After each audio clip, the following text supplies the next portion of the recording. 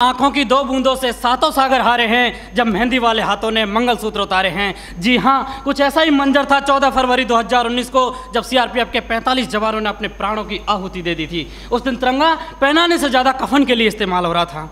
आदरणीय अध्यक्ष महोदय, सम्मान्य निर्णायक मंडल एवं उपस्थित साथियों, मैं सीआईएसएफ से उप निरीक्षक पिंटू राम मीना आज के वाद विवाद के विषय को केंद्रित करते हुए विपक्ष में अपने विचार प्रस्तुत करना चाहूँगा। महोदय, मैं एक सैनिक हूँ और मेरे लिए तो संविधान ही गीता है, बाइबल है, कुरान है तथा भारतीय संविधान के अनुच्छेद 33 के तहत मेरे मौलिक अधिकार इसलिए छीने गए हैं ताकि मैं देश की रक्षा कर सकूँ, देश के आत्मसम्मान और मान मर्यादा को बचा सकूँ। उतना ही नहीं, माननीय सर्वोच्च न्यायालय द्वारा 1964 में रामस्वरूप बनाम भारत संघ मामले में स्पष्ट है कि एक सैनिक के लिए राष्ट्रीय सुरक्षा ही सर्वोपरि है।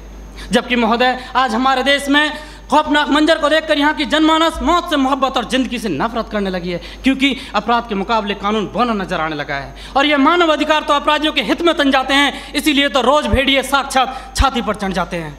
अध्यक्ष महोदय, राष्ट्रीय सुरक्षा के लिए लड़ी गई लड़ाई कोई क्रिकेट का मैच नहीं जो आज हार गए तो कल जीत जाएंगे।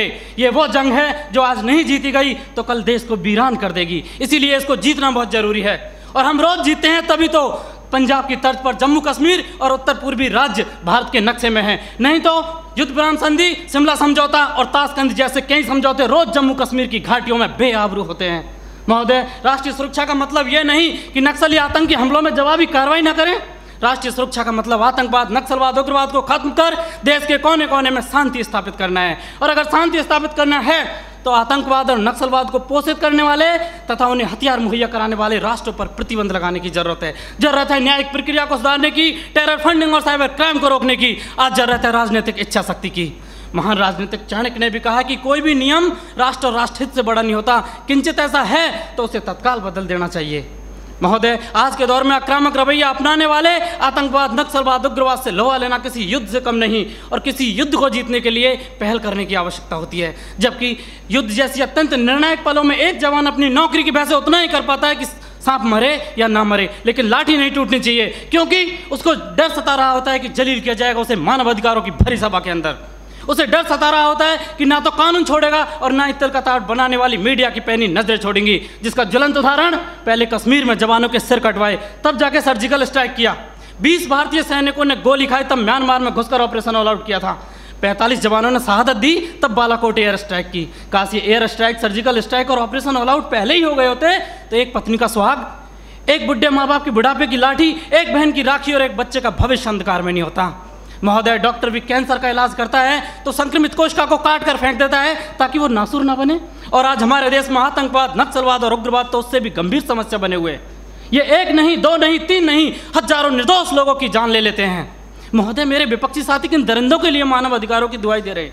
उनके लिए जो विश्व के सबसे बड़े लोकतंत्र में सत्ता का गलियारा बंदूक की नली से नापना चाहते हैं, या फिर उनके लिए जो राजनीतिक शून्य, आर्थिक विफलता और अराजकता फैलाना चाहते हैं, या फिर उनके लिए जिन्होंने 38 भारतीय नागरिकों को इराक के मौसूल में मौत के घाट उतार दिया था और उनके घर वालों की पथराई आंखों को मिला भी तो सिर्फ ताबूत और ताबूत में मृत्यु प्रमाण पत्र, या फिर उनके लिए जो राष्ट्र विरोधी नारे लगाते हैं, अफजल शर्मिंदा है, तेरे कातिल जिंदा है, कौन है अफजल का कातिल, भारतीय संविधान या सर्वोच्च न्यायालय? क्यों दरकिनार करना चाहते हैं मेरे विपक्षी साथी इन सब घटनाओं को? क्योंकि साथ सच्चाई को बर्दाश्त करने की क्षमता नहीं रह गई आपके अंदर। महोदय, सच ये है कि हमारी बंदूक की नली से निकली हुई गोली को 1000 बार सोचना पड़ता है कि उसे कब, कहां और किसे लगना है, जबकि एक आतंकवादी की गोली को कोई निर्णय लेने की आवश्यकता नहीं होती। एक जवान की उंगली अगर ट्रिगर पर है तब हम यहाँ खुली हवा में सांस लेते हैं। -40 डिग्री तापमान पर एक जवान अपनी हड्डियां गलाता है तब हमें सहूलियत मिलती है बुद्धिजीवियों की तरह बातें करने की, सहूलियत मिलती है संवेदनशील होने की, डिस्को जाने की और त्यौहार मनाने की। अध्यक्ष महोदय, सच्चाई यह है कि दुश्मन देश के बाहर ही नहीं, देश के अंदर भी हो सकता है। मंदिर, मस्जिद और गुरुद्वारे में भी हो सकता है, यहाँ तक कि सदन के अंदर भी हो सकता है, जिसे नकारा नहीं जा सकता। और ये मेरी जिम्मेदारी है कि बाहर भीतर हर तरफ देश की रक्षा करूं, और ऐसा करते वक्त अगर मेरे और मेरे परिवार के मानव अधिकारों को कुचलना भी पड़ा तो मेरे लिए सौभाग्य की बात होगी। अंत में फैसला माननीय निर्णायक मंडल के ऊपर छोड़ते हुए भूतपूर्व प्रधानमंत्री श्री अटल बिहारी वाजपेयी जी की चंद पंक्तियों के साथ मेरी वाणी को विराम देना चाहूँगा कि ये बंधन की भूमि है, अभिनंदन की भूमि है, ये तर्पण की भूमि है, ये अर्पण की भूमि है, इसका कंकर कंकर शंकर है, इसका बिंदु बिंदु गंगा जल है। हम जिएंगे तो इसके लिए, मरेंगे तो इसके लिए, और मरने के बाद गंगा में बहती हुई हमारी अस्थियों से कोई कान लगाकर सुनेगा तो सिर्फ एक ही आवाज़ आएगी, भारत माता की जय।